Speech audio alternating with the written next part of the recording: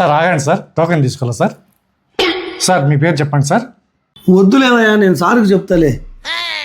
కాదు సార్, మీ పేరు జబ్బు డీటెయిల్స్ చెప్తే సార్ అది మీరు నోట్ చేసుకుని సార్కి ఇవ్వాలి సార్. అప్పుడు సార్ పిలిస్తేనే మీరు వెళ్ళాలి సార్. యో, నా డీటెయిల్స్ అన్నీ నేనే డాక్టర్కి చెప్తా. నువ్వేమన్నా డాక్టరా? ఊరికే ఉండు. సార్ ఇది ఎంత చెప్పినా ఎన్నుకుంటూ వచ్చినారు సార్. సరే సరే, నేను చూసుకుంటాను. నమస్తే సార్. నమస్తే నమస్తే, కూర్చోండి.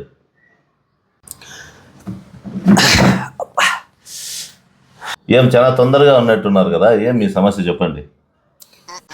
అబ్బా, దగ్గరికి రాండి సార్ చెప్తాను. దగ్గరికి రాండి సార్, ఇంకా దగ్గరికి రాండి సార్ చెప్తాను. సిగ్గు అవుతాను సార్. డాక్టర్ దగ్గరికి వచ్చి సిగ్గుపడితే అట్లా చెప్తే కదా. నాకు ఒకటి కాదు సార్, 3 సమస్యలు. నీకు ఏ సమస్యలు వచ్చినా డాక్టర్ దగ్గరికి వచ్చినాక నువ్వు సిగ్గుపడకూడదు. నువ్వు సిగ్గుపడుతూ సమస్య నీ దగ్గర పెట్టుకుంటే నాకెట్లా తెలుస్తుంది నేను ట్రీట్మెంట్ ఎట్లా ఇచ్చేది? నాకున్న 3 సమస్యల్లో ఒకటోది ఏంటంటే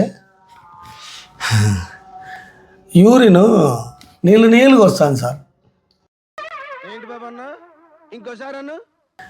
యూరిన్ నీళ్ళుగా వస్తాను సార్. సార్ నా 2వ సమస్య సార్, వెనక సూపు కనపడడం లేదు సార్ నాకు. వెనక సూపు కనపడడం లేదు సార్ నాకు. సార్ 3వది సార్, అన్నం తిన్నాక భూ ఆగిలి కావడం లేదు సార్. ఏం మాట్లాడుతున్నావురా, నరాలు కట్ అయిపోయింది. అబ్బా, ఎవర్రా వీడు?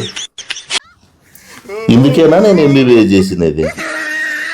మా నాయన చెప్పినా ఎనుకున్న 50 లక్షలు పెట్టి నన్ను చైనాలో ఎంబీబీఎస్ చేపించా. యాడున్న తింగర్ నా కొడుకులంతా నా దగ్గరికే వస్తున్నారు. ఏడ దొరికేసంటారా ఇది? సార్ చాలు సార్, అక్కడ మలుకుంటే నాకు మంచి మందులు రాసి సార్, దెబ్బకి తగ్గిపోవాలి. ఏంది నీకే వెనక చూపు కనపడడం లేదా? ఒంటికి నీళ్ళకి వస్తాడాయా? అన్నం తింటే భూ ఆకిలి కాదా? ఇవి ఆ సమస్యలు నీవి. నీకు మందులు ఇది రాసిస్తాను, ఇంత రాపించుకుంటా.